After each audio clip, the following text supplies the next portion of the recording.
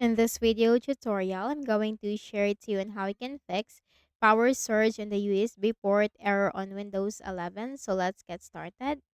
Right click at the start button, select device manager.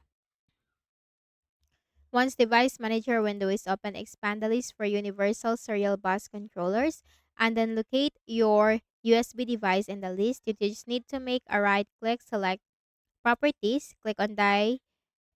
Okay, let me show it to you with this one. Properties, click on the Power Management tab. Make sure to do not check the option. Allow the computer to turn off this device to save power and click on OK. You can do that for each of the drivers under Universal Serial Bus Controllers. Okay.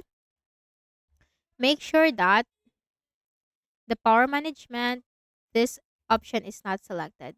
You can also expand the list for human interface devices.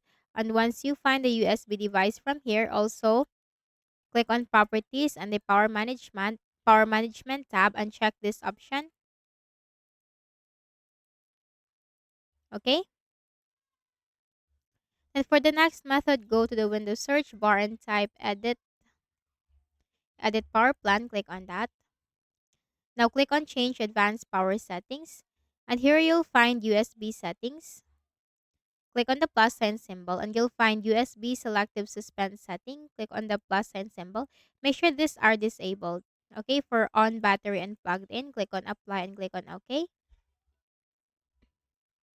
Then go to the Windows search bar and type power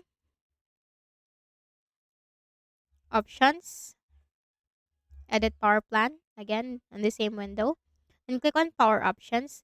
Make sure you have selected the high performance. If you have that, then click on show additional plans and then look for that from here.